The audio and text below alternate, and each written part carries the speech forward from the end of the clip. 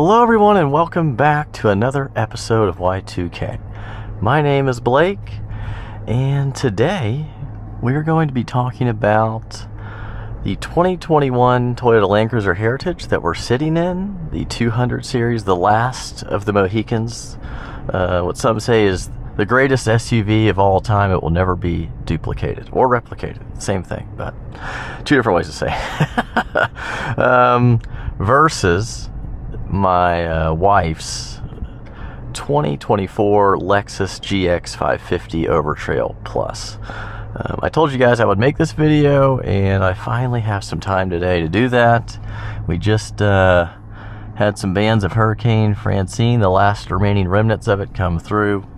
I hope everyone in Louisiana is okay. It was, I think, a Category 2, and then it switched to a 1 after it hit. So, thoughts and prayers to everyone that had to go through that. That is never a fun thing to do when you live on the coast, but it's just part of our lifestyle down here. This is going to be just a nice little comparison. As someone who's daily driven this now for 2.5 years and has put 6,500 miles on the Lexus GX, a good kind of back and forth between the two. I think I've had enough experience in both now to give excuse me, my honest opinion. So we can start off inside. As you can see, this is a pretty kind of dated interior, but the theme that's going to run throughout is just how everything feels and the heft and the quality of this interior. We have physical dials, which is not the case in the GX. That's all digital. Really nice kind of like aluminum bezel around it, and we have kind of just a smaller screen right here that tells you tire pressure, etc. All the things the Lexus tells you over here is just telling you over there. So there's a little multi-function display, but yeah, pretty basic. And we have actual buttons for everything. See all these buttons? Do you guys remember what buttons are? Because the Land Cruiser has a lot of them. Over here, we've got all the Drivetrain select for the off-road modes. We've got a button that drags the back tire to make the U-turns better. You can turn it off and on right here. We got a second gear start, I believe ECT second, and then like a ECT power, which is just kind of increases the throttle response. I really don't use any of these, but traction off, center diff lock. This does not have a rear diff lock, which the GX does have, so that is a point to the GX there. We got a heated steering wheel, heated cooled seats, and they've got an auto setting. So as far as features go, they're pretty comparable, but this just has buttons for everything. And but on the screen here, you're going to see some data. This is a 2007S nav system. I think this actually switched in 2016 to this style, or 2017. Before that, it was a little smaller, so this is actually like a 16 or 17. Now the graphics look like they're from 2007, but you got your fuel consumption. So, all these basic things that you would never really use. These things aren't even hooked up. You got a weather button. I seen that on the 4Runner. Your audio, you got a Bluetooth phone deal, and then just some general setup things for more in-depth settings for audio and just basic settings, voice command, which I've never used, Bluetooth, etc. There is a thing in here, and I'm not sure if I'm going to find it right now, but there's a way to kind of log all of your services in here, which I saw on Doug DeMuro. So you can literally log every single service in. Like I said, I don't think I will be doing that. I have them all right here in my glove box. So, but it's kind of cool that you could do that. We got a real handbrake, which is nice. The shifter, it feels more high quality. This kind of reminds me of an old Mercedes, how it's kind of got these little sections right here. It feels nice and more expensive to use. We got a wireless charger in here and a little kind of cigarette lighter power port. This wireless charger is useless because anytime you drive the car, it just slides around in here. At least in the GX, it sits right here and it kind of like keeps the phone in place. It still slides and it's not great, but it's better than this one. So, and we do have 4 low, 4 high, and this is always in 4-wheel drive, just like the GX, so they're similar there. And auto 4-wheel drive. The kind of show you the back seats on this. This has more room in the back than the Lexus, and this does have dual zone climate control, and you've got heated seats and everything. You got vents in here. Nice thing about that is the Overtrail Plus and the Lexus does not have these items. You got a little deal here with the cup holders, a little tiny storage. I'll put a piece of paper in there. I don't know what you can really fit in there. So it does have a plus over the Lexus there with the rear climate, and it definitely has more room, leg room and everything than the Lexus. So those are things to note. And you can get the dual zone climate in the luxury Lexus GX though, so something to be aware of. And then in the back, this has a tailgate, which the Lexus does not have, and we have a blanket here for dogs. And this could be a 3-row, just like the Lexus can be a 3-row. So those are both pretty much the same, but the Lexus can have captain's chairs, and this just has a bench. I really like this tailgate though. It's got a little toolkit in here, which is nice. I won't open it all the way up, but it's got that. And then it's got a little 100-watt plug right there. It's even got some, I think those are phone chargers maybe back there. I'm not sure. I haven't really dove into that. Can't use them because there's no seats. This has the JBL stereo. I think it's like 17 or 21 speakers. It's pretty good. I wouldn't say it's amazing, but for the time it was probably decent in the 2015, 16, 17 era. The GX has a Meridian, is that right? Meridian, yeah, 21 speaker. And I wouldn't say it's like blowing me away, but it might be a little bit better than this one. I'm not like a big audiophile, so forgive me on that. But let's kind of go drive real quick, and we can talk about how the drivetrains compare and just how the feel of the car and everything compares. The ride on this is noticeably smoother. These both have the EKDSS, which is the automatic sensing sway bar disconnect feature when you go off-road, so they're similar there with that setup. But just going over these speed bumps, I go over them in both cars every week, because we kind of switch off cars throughout the week, and this is smoother. You can feel the extra weight too of this vehicle, and that's, I don't know, I'm not going to say that's why it rides better, but it might contribute to it, just the weight and the heft. It kind of doesn't get as jarred over bumps. So that is just something I've noticed, is this has a more luxurious ride. The GX kind of is more like a 4Runner ride. I'll show you some power real quick. 5.7 V8, about 380 horsepower, 400 foot-pounds of torque.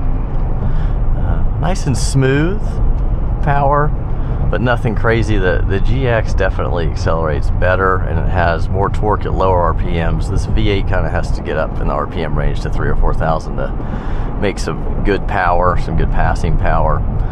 They both have an 8-speed automatic.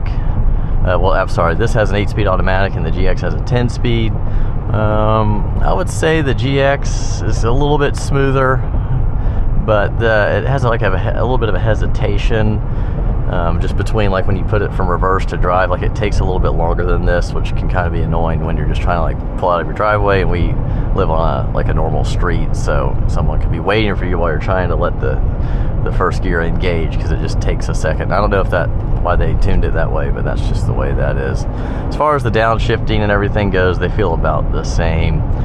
Neither of them really hunt for gears or anything, even with the 10-speed and the GX. So I'd rate the transmissions about equal, but this one is just a little bit swifter when it comes to actually selecting the gear and the time it takes for it to actually engage. This also has a faster idling speed, like when you're just no gas, but just inching up in traffic or reversing. You don't have to really give this any gas, whereas the GX, like, it's just got a slower kind of crawling speed for whatever reason. I don't know why, but that's just the way it's set up. The steering on this is a good amount heavier. This also doesn't really feel like it has a variable steering weight. Like at low speeds it's heavy and at high speeds it's heavy. Whereas the GX, like in the parking lot and at slower speeds, it's a lot lighter than this. I like the feel of a heavy steering weight, being a sports car guy, but for around town I do prefer the Lexus steering weight, just at slower speeds. And also at higher speeds, this is kind of more like a truck where you kind of have to correct more for wind and like just for lane undulations. And in the GX, it kind of just tracks straight, more like our BMW X5. So you're not kind of fighting it as much. This drives more like a truck, but it's smoother on the ride, which is kind of an interesting comparison. Whereas the GX kind of drives more like a car, but it has a stiffer ride,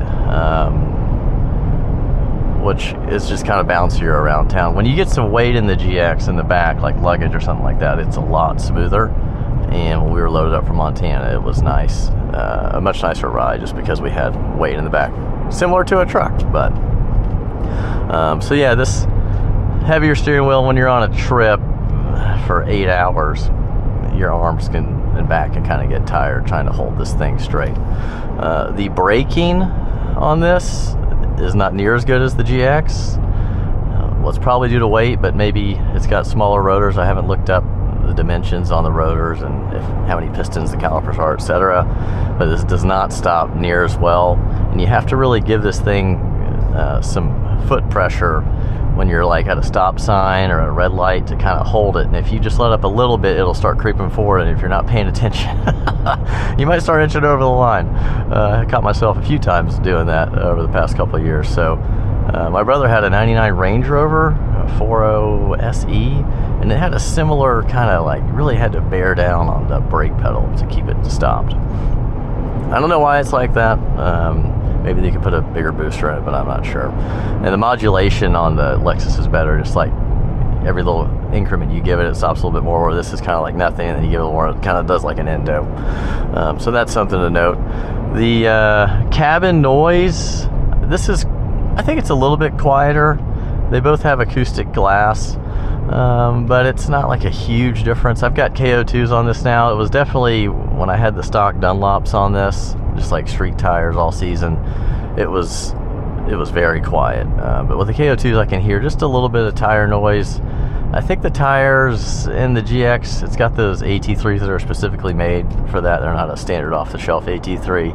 I would say they're about the same noise level as the KO2. So that's pretty much a wash right there. Okay, we're doing a U-turn. It's a good time to talk about the turning radius. This has a better turning radius than the GX.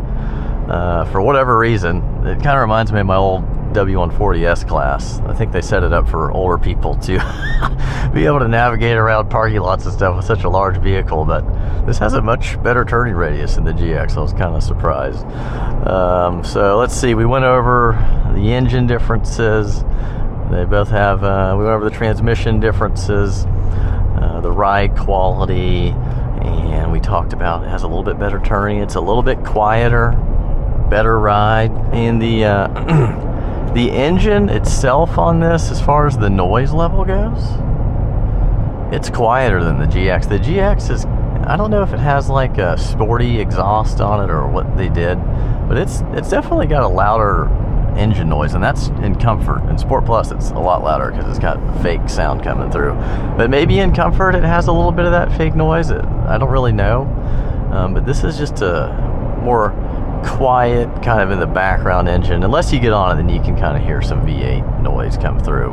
But that's just something I've noticed, is the GX is just a little noisier of an engine and a little just more coarse and rough feeling. As far as cruise control goes, this has adaptive cruise, which, I mean, this has been around since like 2003.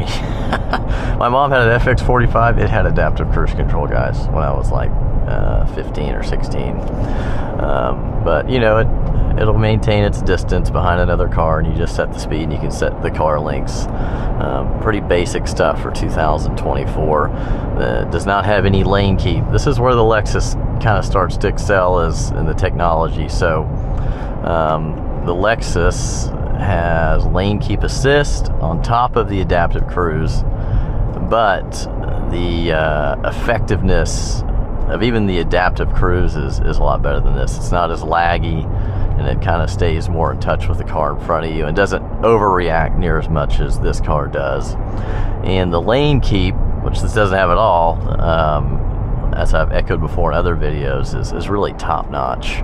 You can just put, press the button, and you just turn the cruise control on once you've set up all your settings, and then the steering just takes over, and the car drives itself down a straight line, and it can do even some bigger bends, and you can kind of have your hands covered over the wheel and make corrections, and it won't kick you out of the lane keep, which is really nice. So that is definitely a point to the GX. It's just the lane keep assist. And then obviously it's got the big screen. It's got CarPlay. I can live without CarPlay personally. I don't really like the text messages popping up. If I could have CarPlay, and maybe it is a setting where it just doesn't send me any text messages and just has a map, the Apple map. That's all I really care about, is just having up-to-date current maps for when I do a road trip. Other than that, I don't really use it.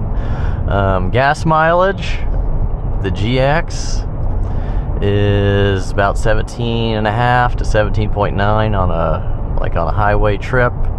Average. That's kind of mixed in with some city. This is getting like 15, and the GX has kind of stayed around 17.5 after the initial engine break-in. So it's getting better gas mileage, but it also takes 93. So this only takes 87. But the build quality on this car it's better than the Lexus. It really is. And this was about 90 new. The Lexus is 82, 83. You can get up to maybe 85 if loaded out luxury edition. They would have captain's chairs and dual zone like this would have, as far as the dual zone climate control, because this can't come with captain's chairs, but they would both have a three-row deal. So it's good to see the difference between the cars. This is just more well built. It doesn't have the hood flutter, which, like I said, doesn't really bother me a lot, but it's got a little bit of a jiggle, but nothing like the Lexus. It's just, I don't know if it's a thicker metal or what they did with that, but it just doesn't really have any hood flutter compared to the Lexus. So not a big issue to me, but maybe to you. And as far as which one would I choose, if I had to choose one, sorry, we're crossing this little section right here. I don't want to get stuck. Which one I would choose? Well, I guess it depends on the day. If I need to go on a long road trip, or if I need to go an hour away and go show a house, because I'm a realtor and I'm going to be busy doing stuff in between my house when I leave and to the showing, maybe looking some things up on the way to make sure I've got all my facts right, and I need to use some lane keep assist or something like that for the trip or work, I would choose the Lexus for that. If I'm going on an adventure, if I am just going kind of to and fro around town, I prefer this because it's got a waftiness to it that the Lexus simply doesn't have. It's got a smooth ride, and you can feel the heft. It feels like a tank, and so for around town running errands, I prefer this. And if it was like some adventure-based thing, because I have taken this across the country a couple times, but if you're going to be kind of exploring and you want to have that kind of safari feel, like that kind of Dakar rally vibe, and you just want to have kind of a nostalgic trip, then this I would take as well. But if you're just not doing anything exciting and you just need to get somewhere that's farther away, I would take the Lexus. So, but honestly, they both have their pros and cons, and it would be hard to, I guess, pick between one or the other. This has charm. It's got old school charm, but that could start to get annoying, if it was your only car every day of your life. Because while it can go around the world and probably not break and go through every condition, the realism of that is you're not going to be doing that every day. You're going to be going to the gym, to the grocery store, maybe to go see some friends 20 minutes away. But I mean, most of us are staying in a 10-mile radius around town, and this just it's just not necessary to have all this kind of stuff, you know, this old school capability going on, because you're not even tapping into the potential of it at all. But it is cool, and you feel cool when you're driving it, and you've got this cool kind of, this has a much higher seating position than the Lexus, by the way, so you got more of a commanding view. If you're a real driver, you kind of like to be low, but we're not in sports cars, we're just in SUVs right for this conversation. So but the Lexus is just a daily driver. I would say, you know, as an appliance, it's better. It just makes things easier that this cannot do. But I'm kind of a, you know, I like kind of a quirky, different cars. I don't like to be a normal person driving around in their just standard vehicle. So for me, the Land Cruiser works, but if you're somebody that just is trying to get to A to B, I think the GX would be the better choice. So I hope you guys enjoyed this upload. I hope it gave you some kind of clarity on which car to choose. And if you enjoyed this, you can like it and subscribe if you so choose. And we will see you guys on the next upload. All right, have a great day. Bye-bye.